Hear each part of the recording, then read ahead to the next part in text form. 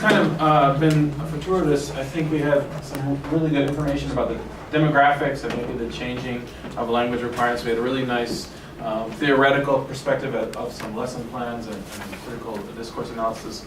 And we're going to talk about how this might be implemented in the classroom, not particularly languages other than English, but we have a course that Mary and I have developed over a couple of semesters, which utilizes global skills and global topics into funneling students into using their discussion skills. And just a little bit of context, this is probably not unfamiliar to language teachers in the room, that there's a dichotomy, or maybe a little bit of a false dichotomy, perhaps, between a university's goal of preparing students for their global, international futures, but a real focus, in particularly the language classroom, on the skills-based, let's get students doing X skills, X, Y, and Z. And so our course is trying to integrate these things rather than see them as sort of separate entities, but try to integrate them a little bit. Some context. It's a 2-semester English for academic purposes discussion course based around some global issues. Course components are designed to give students the opportunities for some real focused language practice on some particular discrete discussion skills, but utilizing some topics, vocabulary, and knowledge of some particular global issues to do that. We have 4 main course goals. Students are asked to engage with some semi or academic and journalistic texts, to use and to are tested on some academic vocabulary. They're asked to be introduced to some basic information literacy, internet search, and perhaps, hopefully, some bias awareness raising about articles they find on the internet. But primarily, they're tasked with using the discussion skills introduced in the course, participate in small group discussions for an extended period of time. In the first semester, it's a 20-minute discussion with groups of 3 or 4 students. In the second semester, it's 25 minutes on the same number of groups. Okay. So I'm going to talk about the discussion skills that we want students to learn through this course. And the first one is to ask follow-up questions.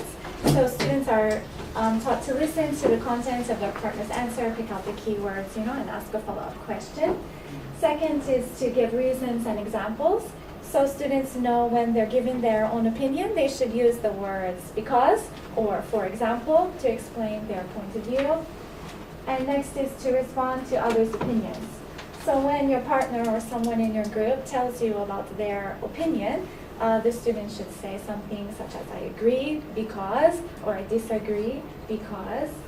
And next is about attributing information. So as Stu said, the students are reading some academic and journalistic articles.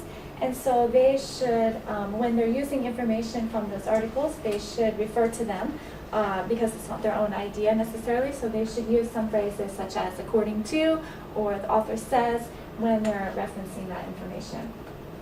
And finally, is to use group discussion management skills. So students have to do these top four things, of course, when they're talking, but the group management skills let them have some phrases to deal with some problems that might come up when they're having an extended discussion. So for example, if someone starts to go off topic, then they have a phrase like, oh, that's interesting, but let's stay on topic. Or if they want to move on, time management skills, like let's move on to the next topic, that kind of thing.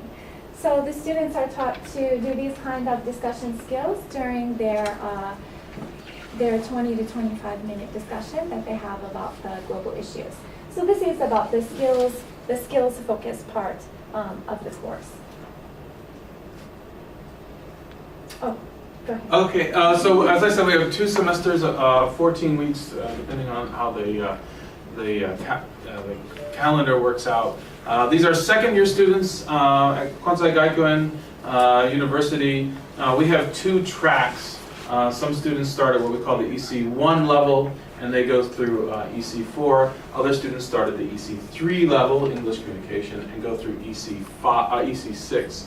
So this is the EC5 and 6 level students So they're in their final year of their 2-year English language program before going on to their major courses in the School of Policy Studies, things like urban development, applied informatics. We even have a lot of students who are studying architecture, international policy studies, those sorts of things. Class sizes change depending on the cohort, but somewhere between 15 and 18 students, which allows us to do a reasonable amount of small group discussion. And we have a coordinated program, which means that Mary and I, as coordinators, will be put in charge of developing the course materials, but then also managing our full-time and part-time teachers who teach on that course. Usually it's 24 sections a semester with 14 teachers between those sections.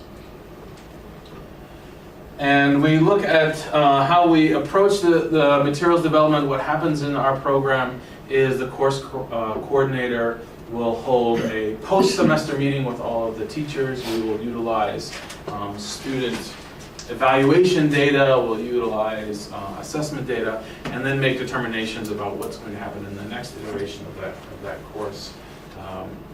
And this will include things like how do we decide what topics to cover, what topics worked, what topics didn't work, particular activities, teachers' approaches to lesson plans, grading. Sometimes we have quite proficient students. We have students even in their second year of the program are low level proficiency, and we have to account for all of those factors in that. So our first semester we cover the topics of taking a gap year, whether or not students should take a gap year. We talk about technology and society. This is the unit we just are in the middle of now this semester. Talking about problems with communication technology, distractions by phone and internet, but also positive. And Mary will talk about how we approach the positive and negative aspects of these. Immigration, within Japan primarily, but then students are tasked with finding information on the internet about immigration issues outside of Japan, and they bring that into discussion. Second semester, what does it mean to be an adult? When is it appropriate to have age-based laws?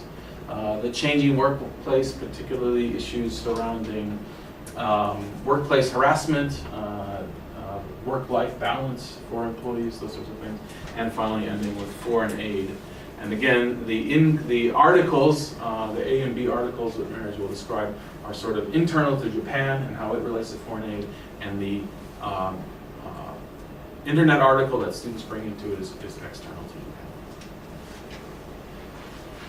Okay, so I'll explain kind of how we design the units of the course to achieve all of the course goals and to incorporate those things like that Stu was just talking about. So as you can see from this diagram, each unit in this course is 4 weeks long. And so each week of the course, students are doing something different related to whatever issue we're talking about at the time. So at first, we start with Article A, which is an academic article, and it includes general basic information about the topic. And usually it's argument 4. So for example, in the case of technology, the A article is probably about the benefits of technology and how it helps people in society. And this article will also introduce the vocabulary in context. So as we said earlier, the students are exposed to like new specific topic vocabulary. So for example, in the technology unit, there's some vocabulary such as anonymous or depend on or something like that. And they're also exposed to some academic, from academic word list vocabulary is written into this article. So students will read the A article and they'll understand the benefits or the 4 arguments about this topic. And after that, in the next week, they'll read the Article B, which is also the same thing, only it's about the other side, maybe the against or the negative points, for example, about technology in society. After students have read these 2 academic articles, they have a basic understanding of the topic in English and some various ideas that people have on both sides. But I think we all know that it's not so simple to agree or disagree, right? So this is just an introduction, so that's where the Article C is coming in. The Article C is a journalistic article, and it's done in a jigsaw fashion. So there are 4 different Article C's, and students read their assigned article. And this Article C presents alternate perspectives of the topic. So it might give some more nuanced opinion, or it might give some more specific examples or explanations of the topic that you wouldn't find in the previous 2. So these articles we took from we simplified some news articles and tried to use the same vocabulary that the students had already learned so that they could understand these more easily and reinforce the vocabulary that they had already learned. So after students have read the article A, B, and C, then we finally come to the main task, which is to have a graded discussion. And in the graded discussion, students are going to do these 3 things. They're going to summarize and give their opinion and ask article discussion questions. Now these things are all things that we've been practicing in the previous steps, so this is just the chance to do it for a grade. So students summarize their article and give their opinion, and of course while they're doing this, other students will agree or disagree, ask a follow-up question, and evaluate their ideas and things like that.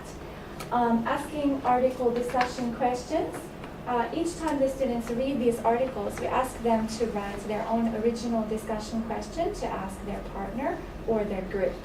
And so they've been doing that for homework and getting some feedback and practicing the questions so they can figure out what kind of question will get my group of members to talk and to give an answer, to explain their ideas, opinions, or experiences. So the graded discussion is 20 or 25 minutes, so it's quite a long time. So students really have to use those discussion skills we talked about earlier to, not only to fill up the time, but to have a full-fledged discussion. So this is kind of how we've built up the course in the 4-week cycle, and so this is just repeated 3 times with the different topics throughout the semester. And I would like to explain, just to give a sample in-class activity. I'm a little bit nervous that I'm going to be evaluated on this activity, but I'd like to give you an example of a sample in-class activity that students do after reading Article A or Article B. So this is, as you can see, this is an activity. Students will practice the discussion skill of attributing ideas. So there are 10 statements here about technology, and these are things that students probably read about in an article or using vocabulary from the article, so it's all reinforcing it, and they should read it and then agree or disagree.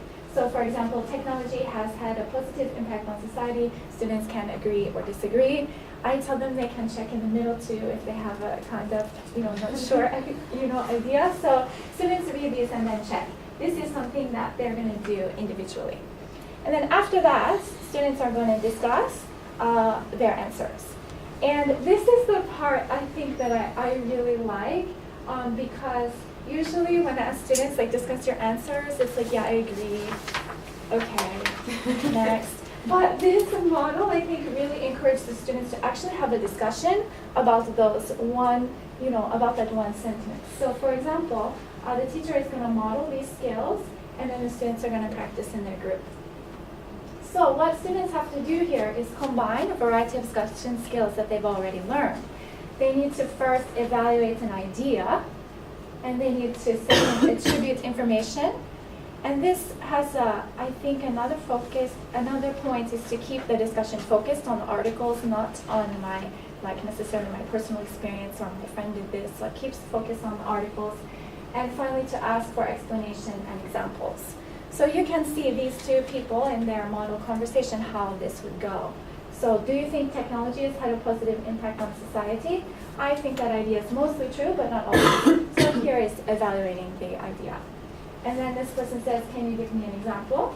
And the person is like, according to the article, people sometimes distracted by technology and may ignore family problems, and they can go on to continually discuss these things.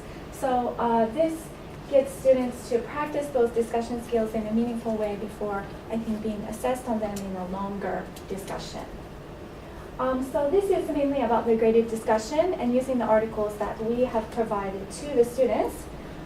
but we didn't want to provide all of the information necessarily to the students. So we also have another activity, which is internet research, which Stu is going to describe now. Yeah, so turning a little bit more of the global perspective, inserted into this article A, B, and C is students finding an internet research article specifically from an information source outside of Japan or about a topic outside of Japan. So the hope is that students have some free choice here. The general topic, technology, society, or immigration is given to them, but they have some selection in how they're going to sort of get a subtopic and develop their own research or at least search question, right? So they're building some information literacy skills, they're going out there and finding an article. And then they're asked to bring that article into class, summarize it, give their opinion about it, and ask some discussion questions, again reinforcing some of the practice that Mary had mentioned, that they're writing discussion questions to engage their classmates. So in class, students narrow the topic. They start with this broad topic of technology, society, or immigration, and through partner and group work activity, they narrow the topic. They develop a guiding question. For example, if they're going from technology, they might go to self-driving cars, and then the question of, are self-driving cars dangerous? And then develop some keyword searches around that.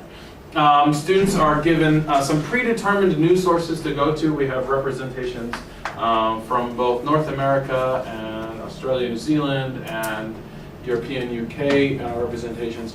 And this is specifically to help them narrow their focus. In earlier iterations, students were going to the internet and often pulling a Wikipedia article or sometimes a 35-page academic article that they couldn't easily summarize in a limited time. So we sort of restricted their sources.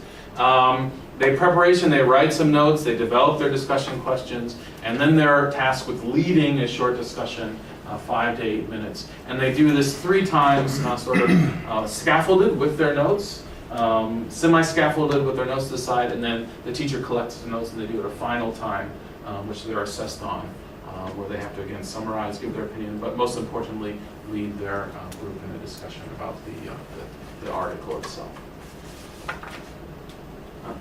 Okay. All right. So that pretty much ends our presentation. So what we hope is that we've given students some discussion skills and English skills that they can use not only in our English language program, but in the classes that they might take in the future or something after that.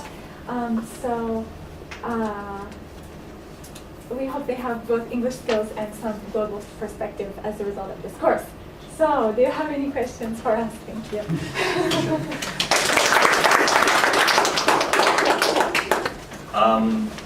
I've got lots of questions. First of all, do you want to evaluate Mary's? I'm more concerned you're going to evaluate mine, because have you seen the topic of my comment? We've got 5 minutes. Any questions? Yeah, thank you very much for your great presentation. I'm going to present my work this afternoon, the teaching science in English, and then it's very kind of parallel to my work.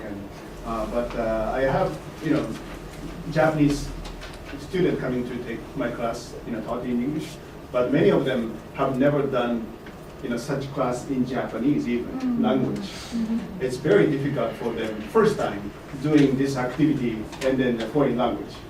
And then, your explanation sounds very smooth and then, kind of sounds very successful, but what is the hardest challenge you face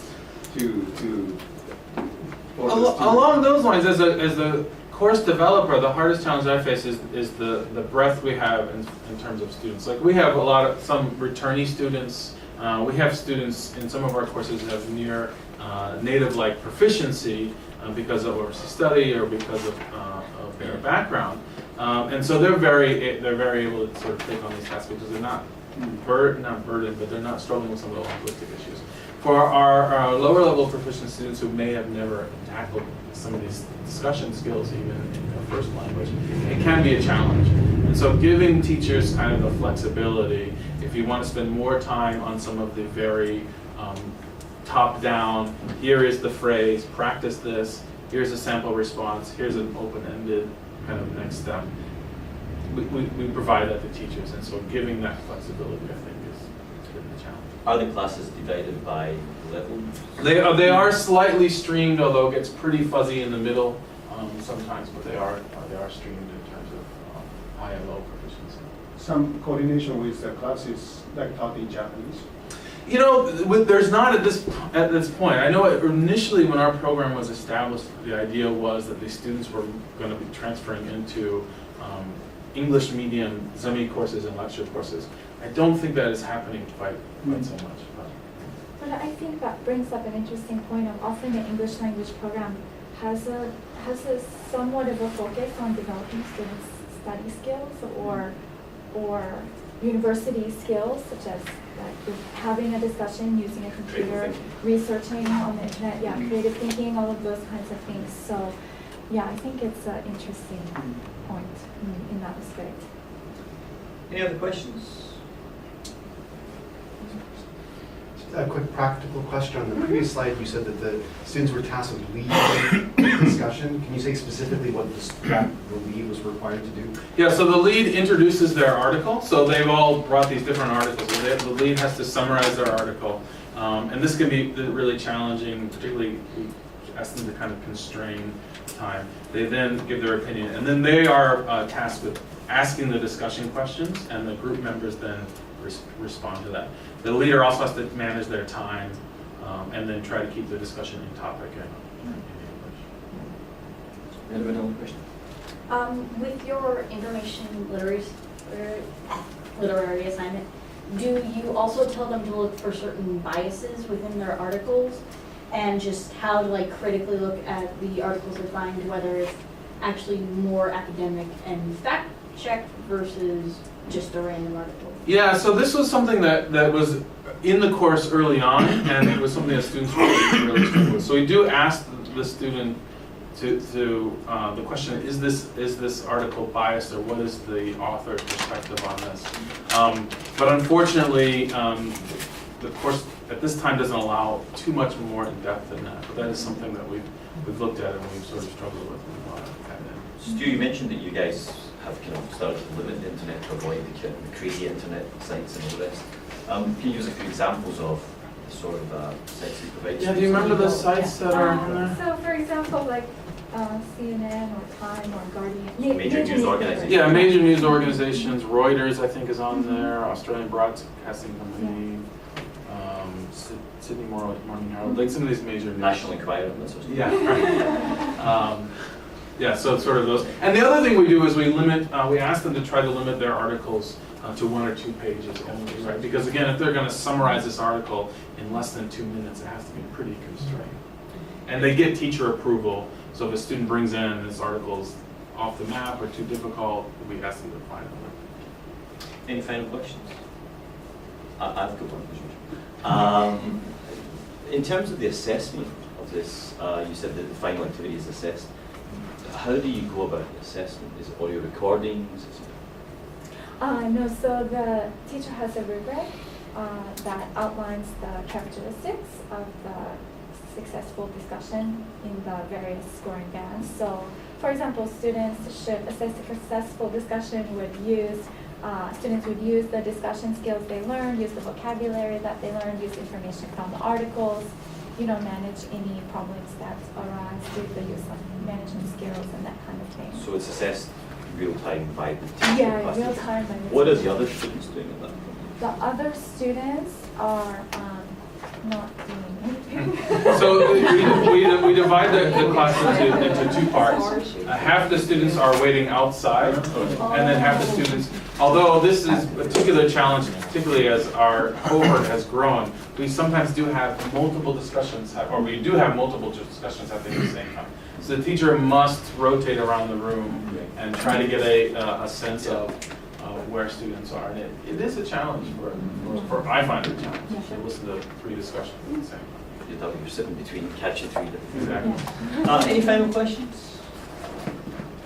Hey guys, well, first of all, I'd like to say a very big personal thank you to Akira, Aaron, Mary and Stu for their absolutely beautiful time management. Thank you for that. I'd like to say I'm speaking on behalf of everybody and saying thank you very much for the content. I'm certainly, there's a lot of things I would like to talk to all of you about. So many thanks. I guess now it's lunchtime for most of you, so enjoy your lunch and the rest of the day. Thank you very much, guys.